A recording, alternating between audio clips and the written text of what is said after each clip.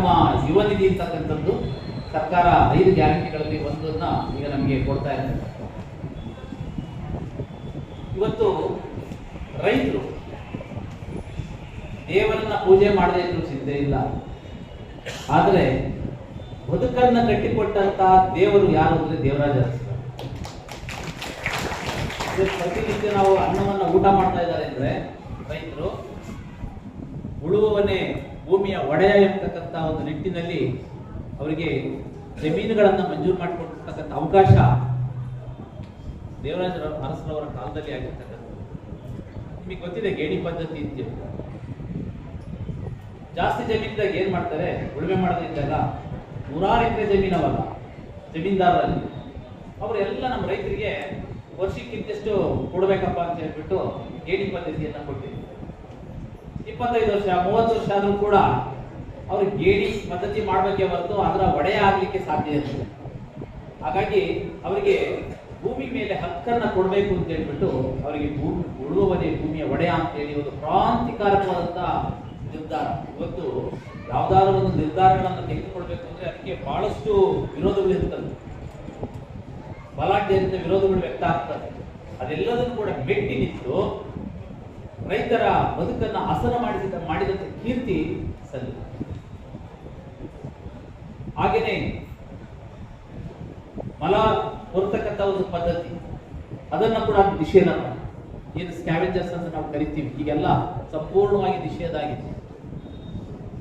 ಆಗ ಆಗಿನ ಕಾಲದಲ್ಲಿ ಇದ್ದಂತ ಒಂದು ಅನಿಷ್ಟ ಪದ್ಧತಿಗೆ ಕಡಿವಾಣ ಆಗ್ತಕ್ಕಂಥ ಕೀರ್ತಿಯು ಕೂಡ ಅವರಿಗೆ ಸಲ್ಲ. ಹೀಗಾಗಿ ನಮ್ಮ ಮೈಸೂರು ರಾಜ್ಯ ಅಂತ ಏನಿತ್ತು ಅದಕ್ಕೆ ಕರ್ನಾಟಕ ಎಂಬತಕ್ಕಂಥ ಹೆಸರು ಯಾರ ಕಾಲದಲ್ಲ ಆಯ್ತು, ದೇವರಾಜ ಅರಸರವರ ಕಾಲದಲ್ಲಿ.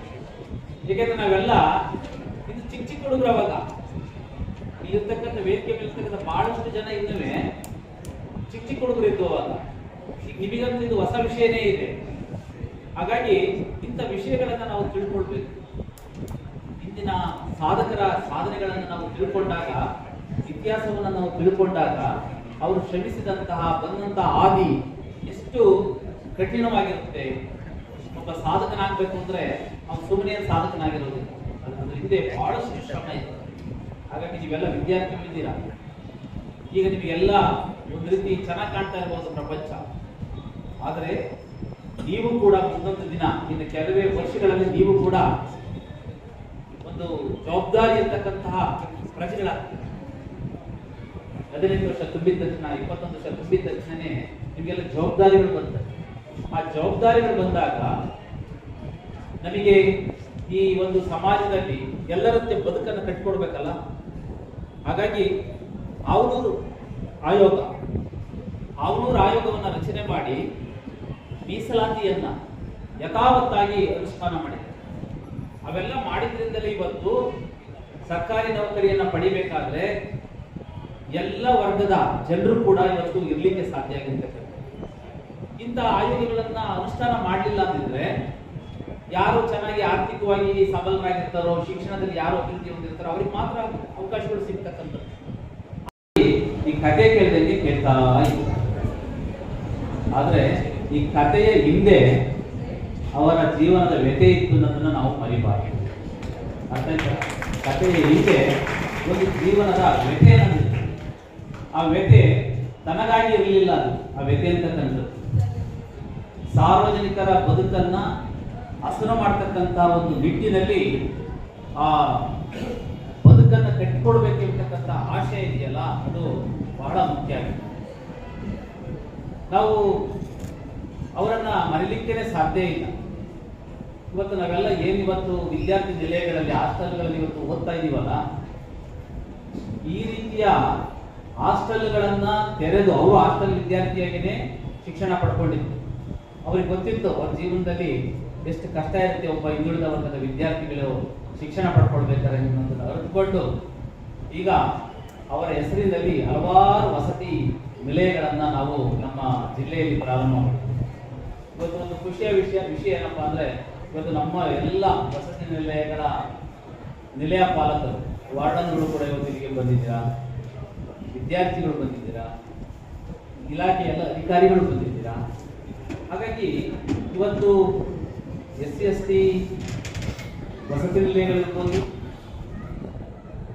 ಮೈನಾರಿಟಿ ಹಾಸ್ಟೆಲ್ಗಳಿರ್ಬೋದು, ಹಾಗೂ ಹಿಂದುಳಿದ ವರ್ಗಗಳ ಹಾಸ್ಟೆಲ್ಗಳಿರ್ಬೋದು, ವಸತಿ ನಿಲಯ.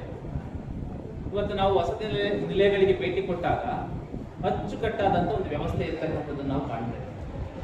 ಎಜುಕೇಶನ್ ಕೂಡ ತುಂಬ ಚೆನ್ನಾಗಿ ಆಗ್ತಾರೆ. ಹಾಗಾಗಿ ಶಿಕ್ಷಣಕ್ಕೆ ಮೊದಲ ಆದ್ಯತೆಯನ್ನ ಆ ದಿನಗಳಲ್ಲಿಯೂ ಕೂಡ ಕೊಟ್ಟಿದ್ದಾರೆ. ಸ್ಟೈಫಂಡ್ ಎಂಬತಕ್ಕಂಥ ಒಂದು ಯೋಜನೆಯನ್ನ ಮಾಡಿದ್ರು. ಅದಕ್ಕೆ ಫಲಾನುಭವಿ ನಮ್ಮ ಪ್ರತ್ಯಕ್ಷದರ್ಶಿಯಾಗಿದ್ದಾರೆ ಯಲವಳ್ಳಿ ರಮೇಶ್ ಅಣ್ಣವರು. ಅವ್ರ ಕಾಲದಲ್ಲಿ ಪಡ್ಕೊಂಡಿರ್ತಕ್ಕಂಥ ಸ್ಟೈಫಂಡ್ ಪಡ್ಕೊಂಡಿದ್ದಾರೆ 150 ರೂಪಾಯಿ. ಅಂತಹ ಸಾಕ್ಷೀಕರಿಸುವ ರೀತಿಯಲ್ಲಿ ಇವತ್ತು ನಮ್ಮ ಯಲವಳ್ಳಿ ರಮೇಶ್ ಅಣ್ಣವರು ನಮ್ಮ ಮಧ್ಯದಲ್ಲಿ ಇವತ್ತು ಕೂತಿದ್ದಾರೆ. ಹರಿಕಾರರು ಸಮಾಜದ ಉನ್ನತಿಗೆ ಶ್ರಮಿಸಿದಂಥ ಕ್ರಾಂತಿಕಾರಿ ಮುಖ್ಯಮಂತ್ರಿಗಳಾಗಿ ಬಹು ವರ್ಷಗಳ ಕಾಲ ಈ ರಾಜ್ಯದ ಆರ್ಥಿಕ, ಶೈಕ್ಷಣಿಕ, ವಿಶೇಷವಾಗಿ ಹಿಂದುಳಿದ ವರ್ಗಗಳ, ದೀನದಲಿತರ, ಅಲ್ಪಸಂಖ್ಯಾತರ ಅಭಿವೃದ್ಧಿಗೆ, ಶ್ರೇಯಸ್ಸಿಗೆ, ಅವರ ಉನ್ನತಿಗೆ ಶ್ರಮಿಸಿದಂಥ ಮುಖ್ಯಮಂತ್ರಿಗಳಾಗಿ ಬಹಳಷ್ಟು ಕಾರ್ಯಕ್ರಮಗಳನ್ನ ಜಾರಿಗೆ ತಂದಂಥ ದಿವಂಗತ ದೇವರಾಜ ಅರಸು ಅವರು ಈ ಕಾರ್ಯಕ್ರಮದಲ್ಲಿ ಭಾಗಿಯಾಗಿರುವುದಕ್ಕೆ ನನಗೆ ಹೆಮ್ಮೆ ಅನಿಸ್ತದೆ. ಅನೇಕ ಕಾರ್ಯಕ್ರಮಗಳು ಇಡೀ ಭಾರತ ದೇಶದಲ್ಲೇ, ಇಡೀ ದೇಶವೇ ಮೆಚ್ಚುವಂತ ಕಾರ್ಯಕ್ರಮಗಳು, ವಿಶೇಷವಾಗಿ ಅದರಲ್ಲಿ ಹಿಂದುಳಿದ ವರ್ಗಗಳ ಭಗವದ್ಗೀತೆ ಎಂದು ಖ್ಯಾತಿಯಾಗಿದ್ದಂಥ LV ಆವನೂರು ವರದಿಯನ್ನ ಯಥಾವತ್ತಾಗಿ ಜಾರಿಗೆ ತಂದು ಉಳುವವನೇ ಬೋವಡೆಯ, ಏನು ಶ್ರೀಮಂತ ವರ್ಗ ಮತ್ತು ಬಡವರ್ಗದ ಮಧ್ಯೆ ಇದ್ದ ಅಂತರವನ್ನ, 100 ಎಕರೆ ಜಮೀನಿದ್ದಂಥ ಶ್ರೀಮಂತರು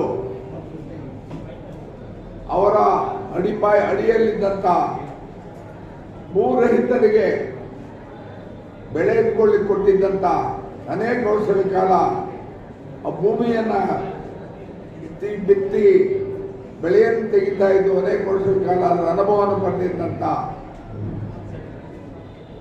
ಕೂಲಿ ಕಾರ್ಮಿಕರಿಗೆ,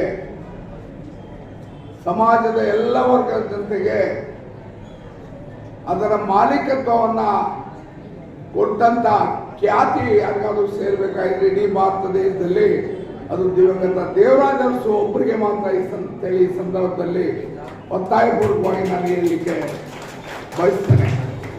ಆ ಒಂದು ಹಿನ್ನೆಲೆಯಲ್ಲಿ ಕರ್ನಾಟಕದ ರಾಜ್ಯದಾದ್ಯಂತ ಲಕ್ಷಾಂತರ ಎಕರೆಯ ಒಡೆತನವನ್ನು ಕನಸಲ್ಲಿ ಕಂಡಂತೆ, ನಿಜ ಜೀವನದಲ್ಲಿ ಕಂಡಂತ ಲಕ್ಷಾಂತರ ಕುಟುಂಬಗಳಿಗೆ ಆಶಾಕಿರಣವಾಗಿ, ಆಶಾದೀಪವಾಗಿ ಬೆಳಗಿಸಿದಂಥವರು ದಿವಂಗತ ದೇವರಾಜ ಅರಸು.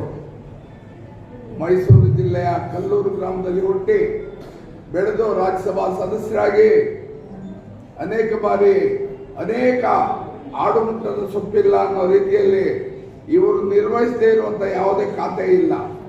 ಅಷ್ಟು ಖಾತೆಗಳನ್ನು ನಿಭಾಯಿಸಿ ಅನೇಕ ಬಾರಿ ಶಾಸಕರಾಗಿ, ಮಂತ್ರಿಗಳಾಗಿ, ಕೊನೆಗೆ ಬಹು ವರ್ಷಗಳ ಕಾಲ, ಬಹುಶಃ ನನಗೆ ತಿಳಿದಾಗೆ ದಿವಂಗತ ದೇವರಾಜ ಅರಸು ಅವರು 7 ವರ್ಷಗಳಿಗಿಂತ ಹೆಚ್ಚಿಗೆ ಈ ರಾಜ್ಯದ ಚುಕ್ಕಾಣಿಯಲ್ಲಿ ಮುಖ್ಯಮಂತ್ರಿಗಳಾಗಿದ್ದು ಬಿಟ್ರೆ, ನಿಜಲಿಂಗಪ್ಪನವರು ಮತ್ತೆ ಹಾಲಿ ಈಗಿರುವ ನಮ್ಮ ಸಿದ್ದರಾಮಣ್ಣವರು ಅಂದ್ರೆ ಖಂಡಿತ ತಪ್ಪಾಗಲ್ಲ.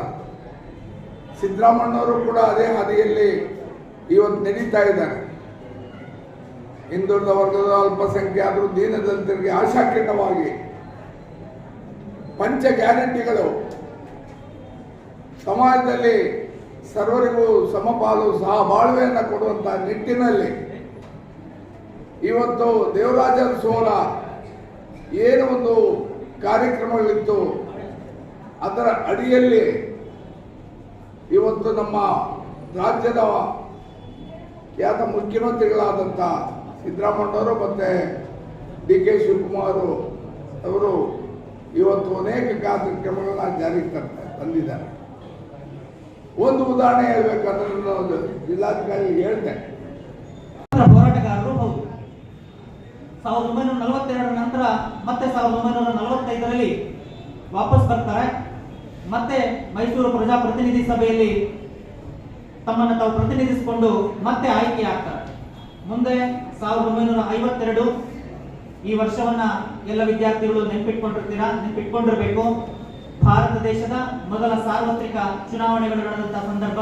ಆ ಮೊದಲ ಸಾರ್ವತ್ರಿಕ ಚುನಾವಣೆಗಳು ನಡೆದಂತಹ ಸಂದರ್ಭದಲ್ಲಿ ಮೊದಲ ಬಾರಿಗೆ ಶಾಸಕರಾಗಿ ಹುಣಸೂರು ತಾಲೂಕಿನಿಂದ ಮೈಸೂರಿನಿಂದ ಆಯ್ಕೆಯಾಗ್ತಾರೆ. ಅಲ್ಲಿಂದ ಸತತ 6 ಬಾರಿ 1980ರವರೆಗೆ ನಿರಂತರವಾಗಿ ಶಾಸಕರಾಗಿ ಸೇವೆ ಸಲ್ಲಿಸಿದಂತಹ ಸಮಾಜದ ಅತ್ಯಂತ ದೀರ್ಘಯುತವಾದಂತಹ ಮಹಾನ್ ರಾಜಕೀಯ ಮುತ್ಸದ್ದಿ ಅಂತಹ ವ್ಯಕ್ತಿ ಅವತ್ತು 52ರಿಂದ ನಿರಂತರವಾಗಿ ತಮ್ಮನ್ನು ತಾವು ಸಮಾಜಕ್ಕೆ ತೊಡಗಿಸ್ಕೋಬೇಕು ಅಂತ ನಿರ್ಧಾರ ಮಾಡಿ ಮುಂದೆ 1972 ಈ ವರ್ಷ ದೇವರಾಜ ಅರಸುರವರು ಮುಖ್ಯಮಂತ್ರಿ ಆಗ್ತಕ್ಕಂಥ ಸಂದರ್ಭ. ಬಂಧುಗಳೇ, ಅದಕ್ಕೂ ಮೊದಲು ಅವರ ಈ ಕರ್ನಾಟಕದಲ್ಲಿ ಅವರ ಹೆಸರು ಹೇಗಿತ್ತು ಅಂತಂದ್ರೆ ನೋಡಿ, ನಾವು ಸಮಾಜ ಸೇವೆಯಲ್ಲಿ ಸಾಕಷ್ಟು ಎಲ್ಲರನ್ನ ಗಮನಿಸ್ತೇವೆ. ಆದರೆ ಎಲ್ಲರೂ ಅವರವರ ಕ್ಷೇತ್ರಗಳಲ್ಲಿ ಅವರಿಗಾಗಿ ಅವರು ಬದುಕಿದಾಗ ಕೇವಲ ಅವರ ಪ್ರಾಂತ್ಯ ತಮ್ಮ ಪ್ರದೇಶಕ್ಕೆ ಮಾತ್ರ ಸೀಮಿತ ಇರುತ್ತೆ. ಆದರೆ ದೇವರಾಜ ಅರಸೂರವರ ರೇಂಜ್, ಅದನ್ನ ವ್ಯಾಪ್ತಿ ಅಂತ ಕರಿತೀವಿ, ಕೇವಲ ಹುಣಸೂರಿಗೆ ಸೀಮಿತವಾಗಿರಲಿಲ್ಲ. 1969ರಲ್ಲೇ ಅವರ ವ್ಯಾಪ್ತಿ ಇಡೀ ಕರ್ನಾಟಕ ರಾಜ್ಯದಾದ್ಯಂತ ಹರಡಿರುತ್ತೆ. ಆ ಕಾರಣಕ್ಕೆ ಆಗಿನ ಸಂದರ್ಭದಲ್ಲಿ 216 ಕ್ಷೇತ್ರಗಳಲ್ಲಿ ಎಲೆಕ್ಷನ್ ನಡೆಯುತ್ತೆ ಕರ್ನಾಟಕದಲ್ಲಿ. ಆದರೆ 216 ಕ್ಷೇತ್ರಗಳಲ್ಲಿ 165 ಕ್ಷೇತ್ರಗಳಲ್ಲಿ ತಮ್ಮದೇ ಆದ ಕಾಂಗ್ರೆಸ್ ಪಕ್ಷವನ್ನ ಗೆಲ್ಲಿಸ್ಕೊಂಡು ಬರ್ತಾರೆ. ಎಲ್ಲ ಕ್ಷೇತ್ರಗಳಲ್ಲಿ ಹಿಂದುಳಿದ ವರ್ಗಗಳ ಆಶಾಕಿರಣವಾಗಿ ಅವರು ಇರ್ತಾರೆ. ಹಾಗಾಗಿ ಅವರು ಗೆಲ್ಲಿಸ್ಕೊಂಡು ಬಂದಂತ ಅದು ಬಹುಶಃ ರೆಕಾರ್ಡ್ ಇತಿಹಾಸದಲ್ಲಿ. ಅದೇ ಇತಿಹಾಸ ಇಂದಿಗೂ ಬಹುಶಃ ಇದುವರೆಗೂ ಯಾರು ಆ ಸಾಧನೆಯನ್ನ ಮಾಡಿದ್ದಿಲ್ಲ. ಅವರ ನೇತೃತ್ವದಲ್ಲಿ ಆ ಸಾಧನೆ ನಡೆಯುತ್ತೆ. ಹಾಗಾಗಿ ಇವತ್ತು ನಾವು ಅವರ ಜಯಂತ್ಯೋತ್ಸವವನ್ನ ಆಚರಣೆ ಮಾಡ್ತಾ ಇದ್ದೀವಿ ಅಂತ